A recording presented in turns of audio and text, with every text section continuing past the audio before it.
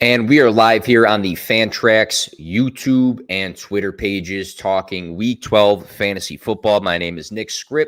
I'm the NFL content lead here at Fantrax, and each week I dive into the full slate of games and I try to highlight who has a positive matchup.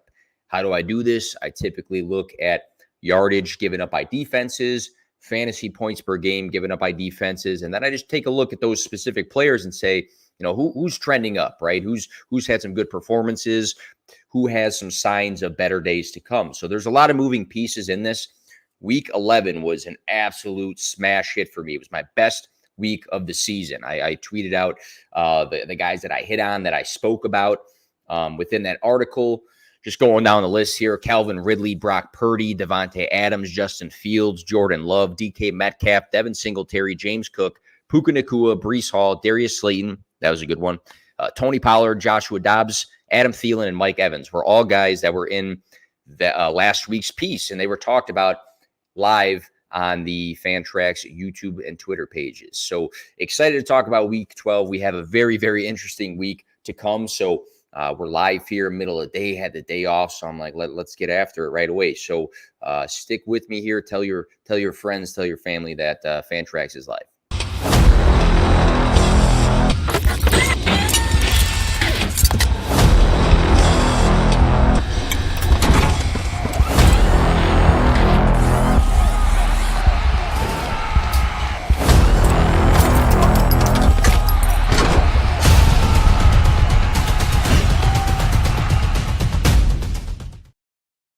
All right, I have a lot of guys to go through and speak on, so let's get after it right away. So real quick, we have 3 games on Thanksgiving. Then we have a game on Friday, which is very strange, but I'm not going to complain about it.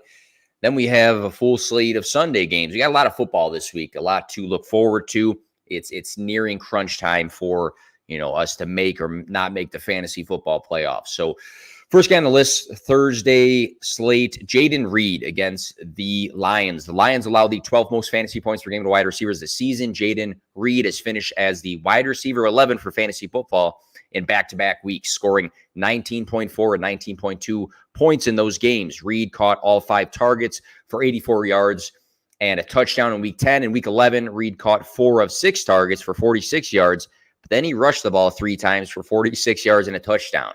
Week 11 marked the 3rd time the second-round rookie has scored 19-ish fantasy points this season. And you have to figure with guys like Christian Watson not truly stepping up in this offense, that a guy like Jayden Reed that they spent that second-round draft capital on should continue to see opportunities. Someone asked me in the mailbag episode who I'd want on my team rest of season. Hot take, I think it's Jayden Reed. I mean, the guy is going out there and performing for Green Bay, and the Lions are a top 12 matchup in fantasy points per game allowed. Same game, David Montgomery faces the Packers, who allow the 11th most fantasy points per game to running backs and the 5th most rushing yards per game this season. After missing 2 games, David Montgomery returned to lineups in Week 10 following the Week 9 bye. He rushed 12 times for 116 yards and a touchdown in Week 10. And then the next week, he rushed 12 times for 76 yards and a touchdown.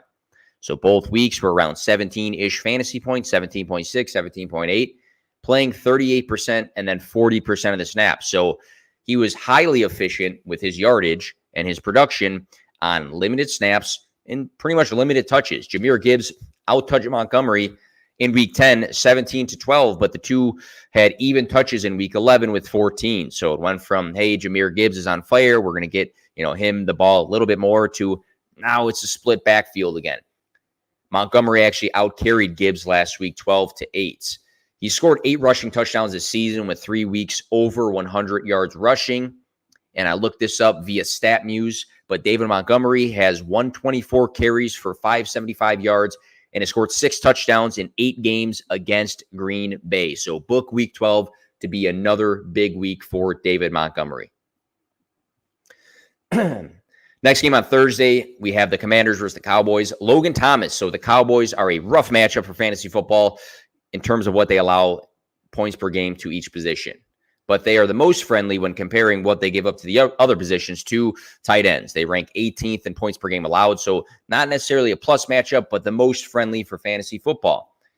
So against a tough defense, I feel like Sam Howell's easy outlet in this game could be Logan Thomas, who looks to have a good connection with him in his first year as a full-time starter. Thomas was targeted 8 times in Week 11, which is the 4th time this season Thomas has earned that or more targets in a game. Thomas is tied for 9th in targets for the tight end position, 58 receiving yards in Week 11 were a season high for him as well. So nothing spectacular, but coming off of a game with good yardage for a tight end. He's finished 6 weeks with 40-plus receiving yards this season. So against a tough defense, being a reliable outlet, being a guy that has been consistently targeted pretty much for the majority of the season, Logan Thomas against the Cowboys.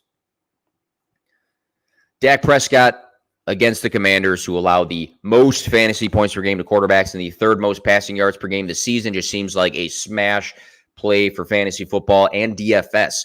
Down Week 11 for Dak Prescott for fantasy football, but in the 4 games prior, he was on absolute fire. Quarterback 1, quarterback 2, quarterback 3, and quarterback 1 going backwards to Week 6. Dak has finished 3 games with over 300 passing yards. He had 404 in Week 10, which just shows you high upside through the year.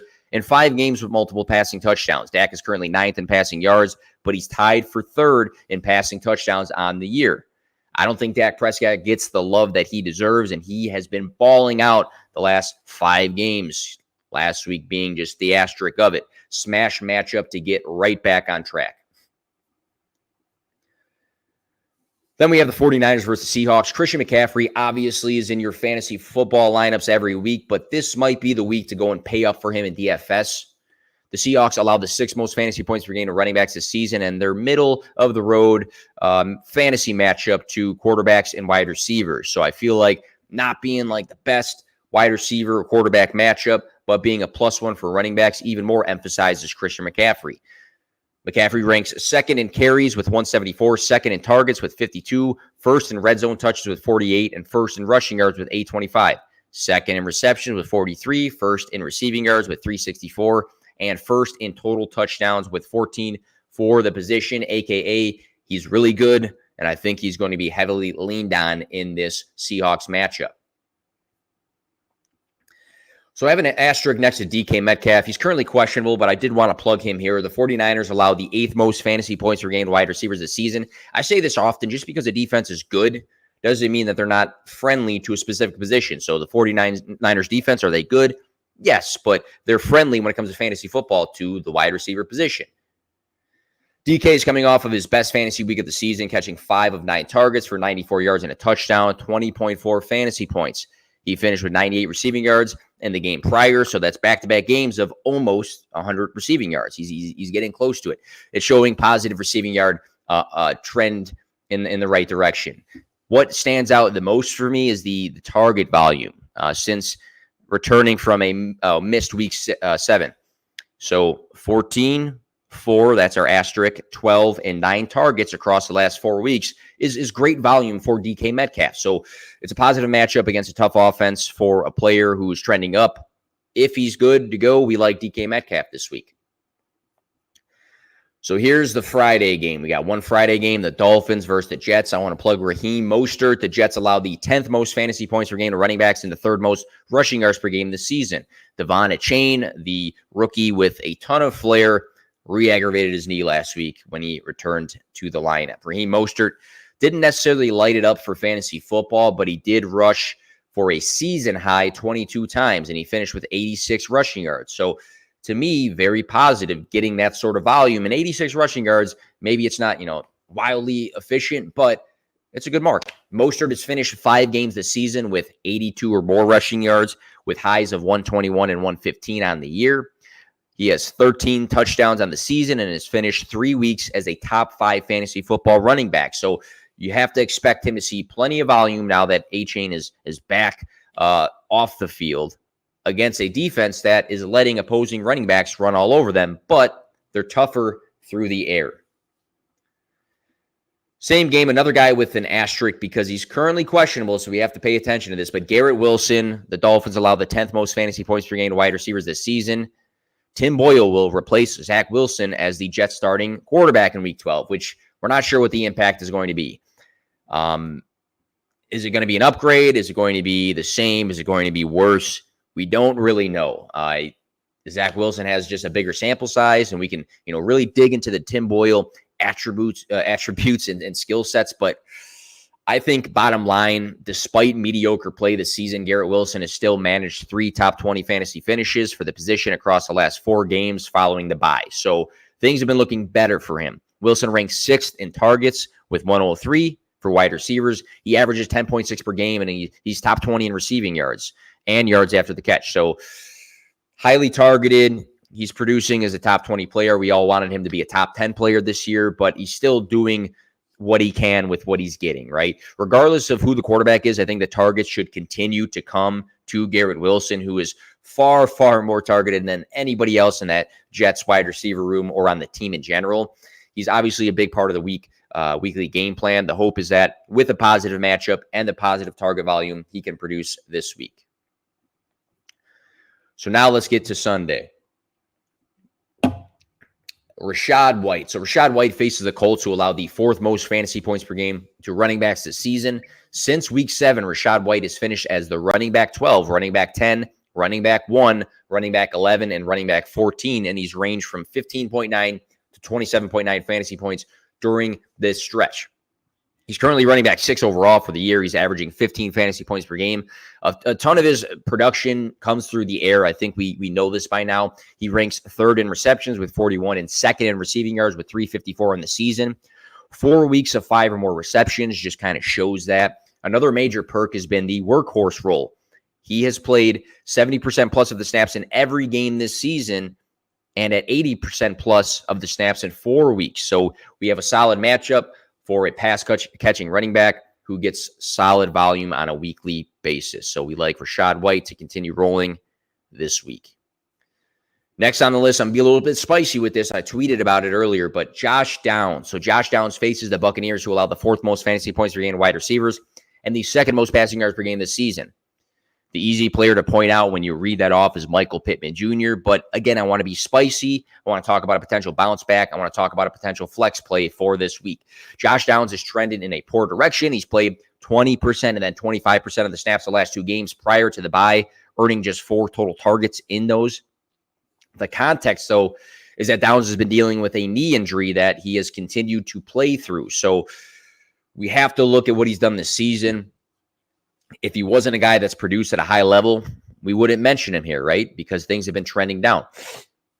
But if we look at weeks 3 through 8, where the weeks 3 through 8, he ranked 19th in targets, 13th in receptions, 13th in receiving yards, and he tied for 14th in total fantasy points. So being top 15 across a lot of those statistics, even top 20 during that stretch as a rookie, is very appealing. That just screams flex play. Gardner Minshew played a majority of all but one of those games, so the connection with him was already established. I have a feeling that week 11, during that bye, he was able to rest that knee, and I think there's the potential that that's what he needed for him to be back on track week 12 to, 1, playing a higher percent of the snaps, and then number 2, producing at a flex-worthy value for this week. Ramondre Stevenson faces the Giants, who allow the 7th most fantasy points per game to running backs and the 4th most rushing yards per game this season. Stevenson exited briefly in week 10 with a back issue, but then he came back following, and we had positive tests as well for that back. He ended up with a season high in rushing attempts with 20 and rushing yards with 88. Stevenson has rushed for 87 and 88 yards in the 2 games prior to the week 11 bye, so he's been rushing the ball well. 3 weeks of 5 or more receptions and 3 games of 40-plus receiving yards for Stevenson shows the dual threat ability, right? So positive matchup to land on following the week 11 bye. That gave him some rest for that back.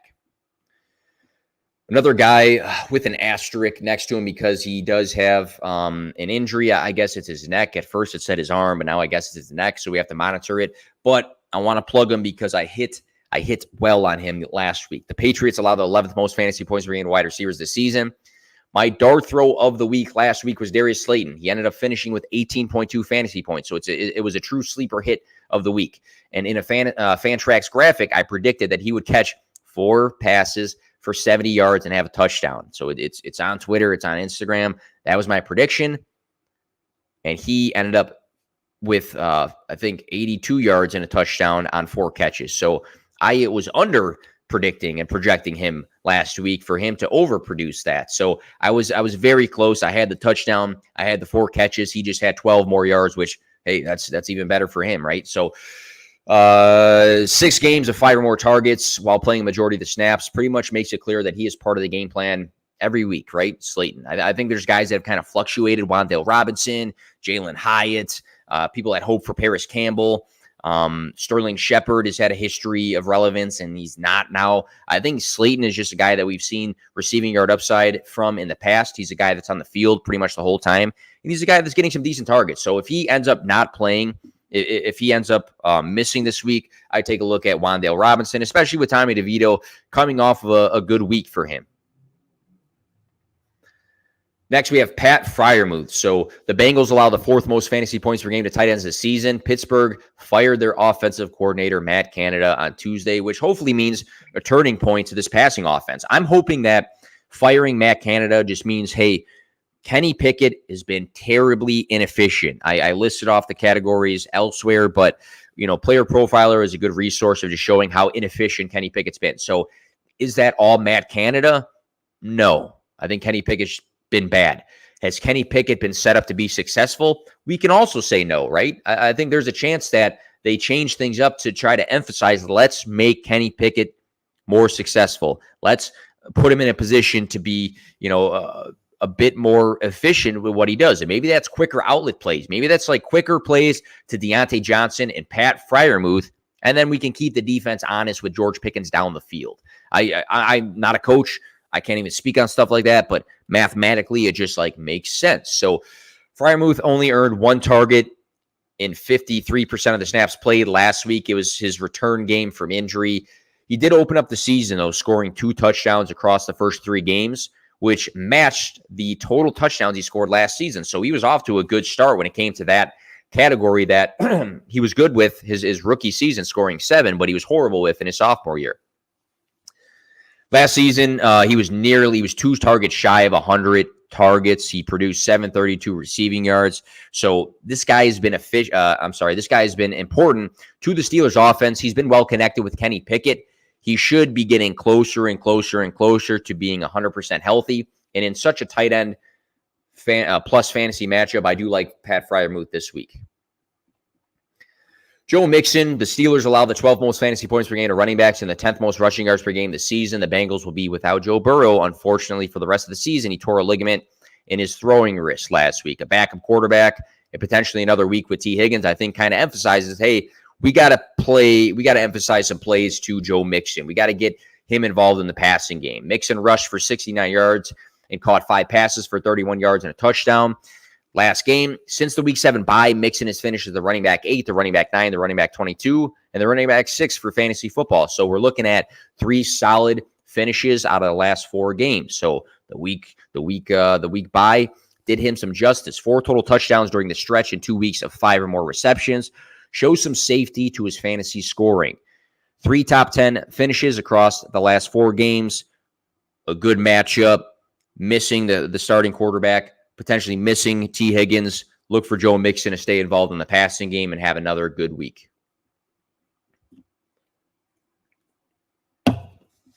Adam Thielen. Adam Thielen faces the Titans, who allow the 6th most fantasy points per game to wide receivers and the 13th most passing yards per game this season. Even in a tough Dallas matchup last week, Thielen still produced. He caught 8 of 11 targets for 74 yards, 15.4 fantasy points. Since the bye, Thielen has been very cold, though.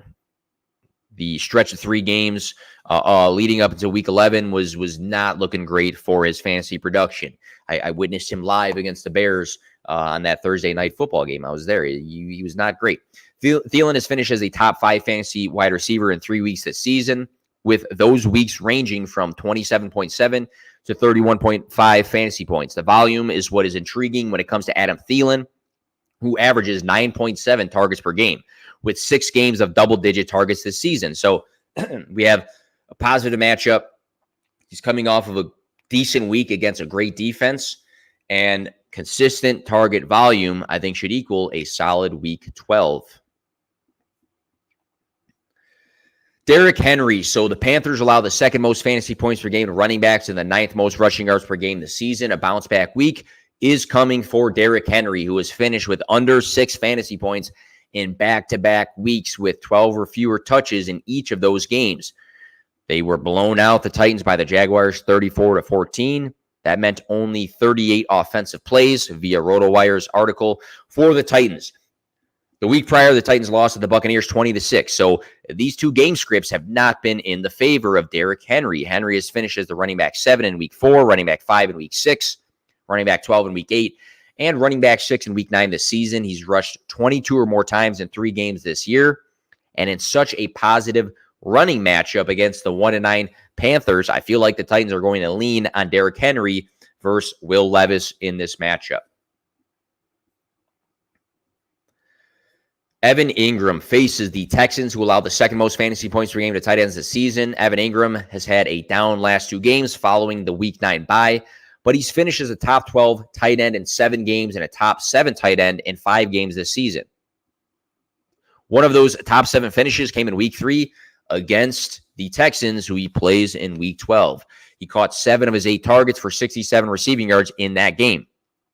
Ingram has earned 7 or more targets this season in 8 games, showing a very consistent role in his offense and importance to the Jaguars. Week 12 will be a bounce-back week for Evan Ingram in the second-best fantasy matchup for tight ends in a game that he's already produced against that team earlier this season. Have to talk about C.J. Stroud. C.J. Stroud faces the Jaguars, who allow the 10th most fantasy points per game to quarterbacks and the 4th most passing yards per game this season. Back in week 3, C.J. Stroud finishes the quarterback 12 against the Jaguars, throwing for 280 yards and 2 touchdowns in that first matchup. Stroud has finished as a top 12 quarterback 5 times this season. He had a huge ceiling game of 41.8 fantasy points in week 9. Across the last 3 weeks, Stroud leads all quarterbacks with 1,162 passing yards, with the second quarterback during this span trailing by 195 yards. So he has been far above anybody else the last 3 games when it comes to passing yards. Stroud has also scored the second most fantasy points and thrown the second most touchdowns during this 3-game stretch. He ranks second in passing yards for the year, nearing 3,000, and he's averaging 19.6 fantasy points per game this year. Round 2 in a Jacksonville matchup is going to be a +1 for C.J. Stroud. Taysom Hill faces the Falcons, who allow the 8th most fantasy points per game to tight ends this season, which it may or may not apply to Taysom Hill, who is a true unicorn fantasy football player to rosters this year. Week 10 was a down week prior to the Week 11 bye, but in the games prior, Hill has finished as the tight end 6, tight end 6, tight end 3, and tight end 6. In week 6, a lot of 6s there, Hill caught 7 of his 8 targets for 49 yards. In week 7, he caught 4 of his 5 targets for 50 yards, and he rushed for a touchdown. In week 8, he rushed for 63 yards and 2 touchdowns. In week 9, he caught 4 of his 5 targets, with one of them being a touchdown. He rushed for 52 yards and then threw a touchdown. There's a lot going on there when it comes down to breaking down what Taysom Hill has done this season, because he just hits all these categories that a tight end should never hit. We're not sure if Derek Carr is going to play and clear that concussion protocol, or if it's going to be Jameis Winston, but I have a feeling that Hill will be a big part of the game plan regardless in this Falcons matchup. Touchy subject, but let's talk Kyle Pitts. It's a matchup where, you know, the Saints allow the 12th most fantasy points per game to tight ends this season, and they're a tough matchup to everybody else, to every other position. So Kyle Pitts continues to disappoint versus the expectations of what we had of him as a prospect versus the expectations of what we had following that rookie season. The positive note to mention, though, is the consistent targets to a degree, but you know, it's him floating around 5. It's 5 or more, 5 to 6 targets in 6 straight games. So maybe those weeks are not like Laporta targets or Travis Kelce targets, but I think just having a bit of a consistency there where he's not, earning like 3 is a decent sign. He's finished 2 weeks as the tight end 8 and the tight end 3, scoring 15 plus fantasy points in those 2 games. The hope here is that we see some similar volume to week 3. He had 9 targets, or week 5, he had 11 targets in a matchup that favors tight ends in week 12. Kyren Williams. So the Cardinals allow the third most fantasy points per game to running backs and the seventh most rushing yards per game this season. Kyren Williams is expected to return to the lineup after missing the last 4 games due to injury. The last time he played was week 6 against the Cardinals, who he plays in week 12. He rushed the ball 20 times for 158 yards and a touchdown. He finished with 21.8 fantasy points as the running back 3 for the week. Williams has finished as a top 10 running back in 4 of his 6 appearances this season, with 2 games over 100 rushing yards and 5 total touchdowns. So a couple things here. A lot of people are asking, is he going to play a lot? Is he going to be on a snap count? They released Darrell Henderson. They waived him. I think that says a lot. I think if he was only going to play 20% of the snaps and be very limited, they would keep Darrell Henderson as an insurance back while they ease Kyren back in.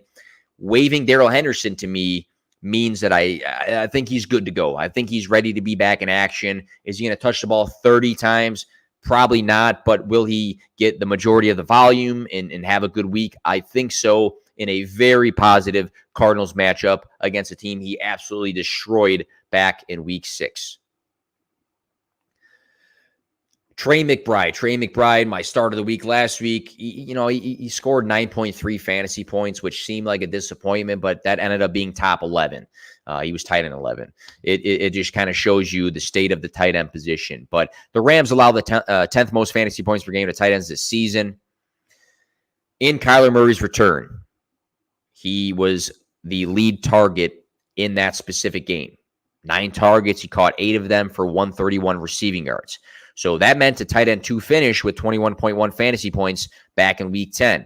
Huge week and a huge sign that, hey, him and Kyler have a good connection in game 1. Back in week 8 with Joshua Dobbs, McBride finished as the tight end 1, scoring 25.5 fantasy points. He caught 10 of his 14 targets, which unheard of a non-Kelsey tight end, for 95 yards and a touchdown.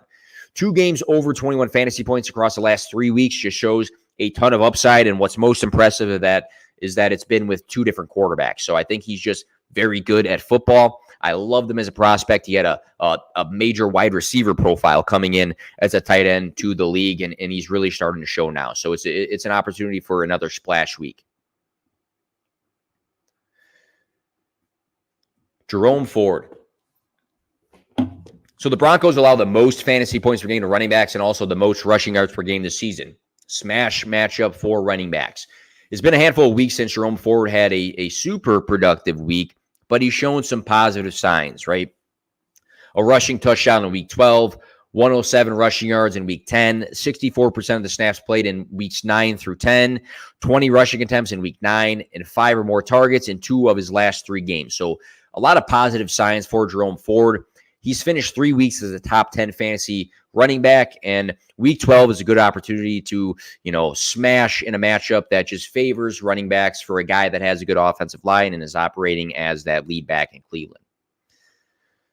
I kind of want to plug Courtland Sutton, not as like this big smash play this week, but I've been a guy that has faded him historically, and he's done very good things this season. The Browns are a bad matchup, but 5 straight games with the receiving touchdown. It's been great for his fantasy stock. It's an awesome streak. He has 8 on the season. I feel that with this sort of streak and category upside, he should be in lineups as a flex play until he cools off. 16 targets across the last 2 games is another positive sign for Sutton's role in this Denver offense. I've been a massive Jerry Jeudy guy since he has been a prospect, basically, but Sutton has been the guy, and it's just very clear through the touchdown production and also what he's been earning as far as targets go. All right, Stephon Diggs. I love Stephon Diggs this week. The Eagles allow the most fantasy points per game to wide receivers and the 5th most passing yards per game this season. After catching just 7 passes for 61 yards the last 2 weeks combined,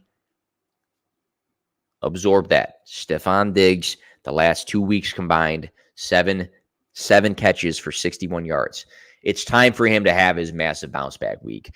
This will be needed in order to match the 9-1 Eagles offense. Diggs has finished as a top 5 wide receiver in 3 weeks and as a top 10 wide receiver in 5 weeks this season. 6 games of 11 plus targets, 5 games over 100 receiving yards, and 7 touchdowns this season. So yes, the last 2 weeks have been bad, but yes, he's been amazing in other games this season. 6 games of 11 plus targets just shows the, again, connection that we know that he has with Josh Allen that is going to be fixed in week 12.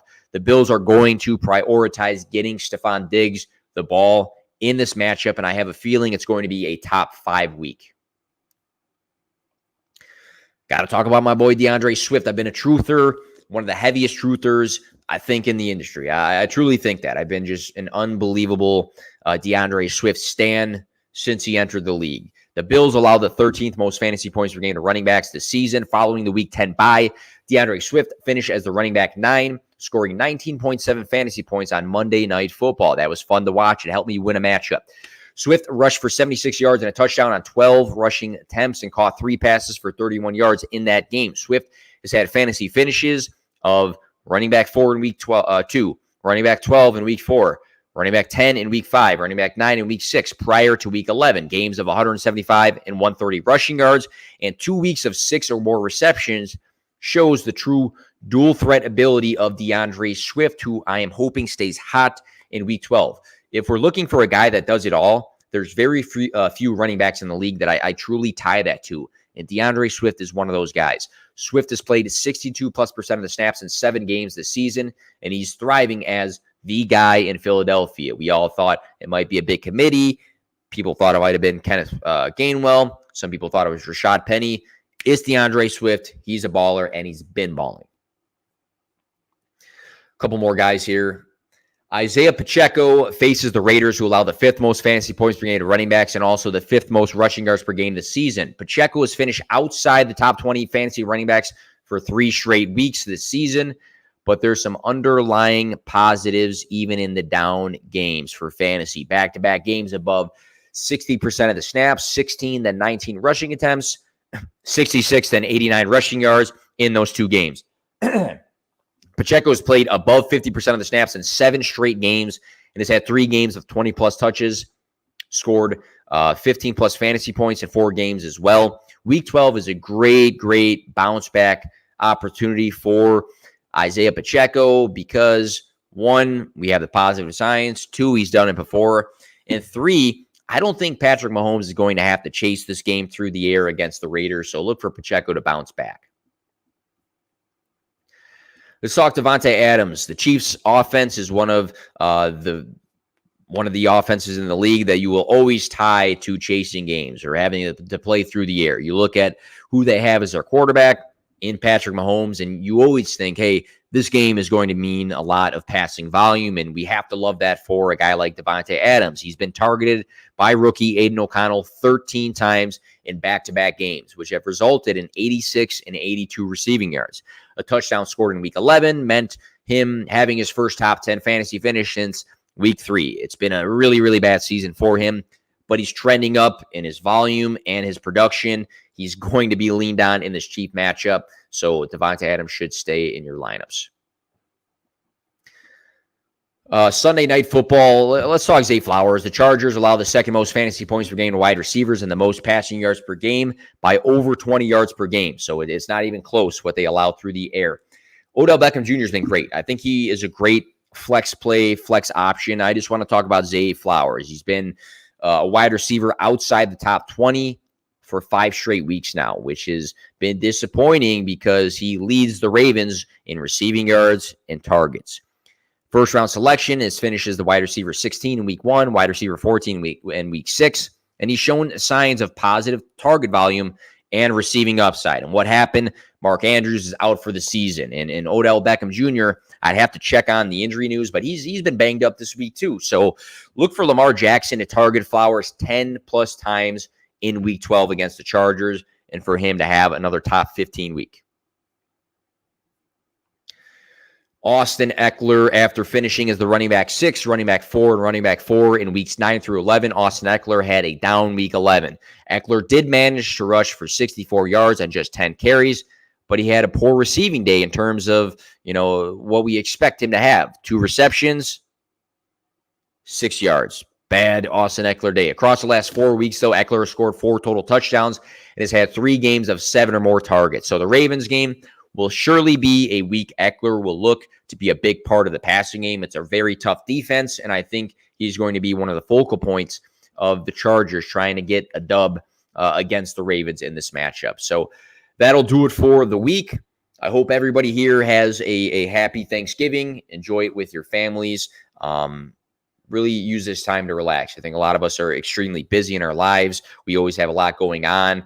Spend the time with your family and cherish that, and not sound morbid, but there's a lot of family members that may not be around for, a long time in the future. I reflect back to last year losing my grandma and having Thanksgiving with her, and, way back in the past of having Thanksgiving with my Nana and what that meant, and can't do that anymore. So truly cherish the time you have with your families. Very thankful to be doing this in the industry. It's only been a few years, but the growth has been tremendous.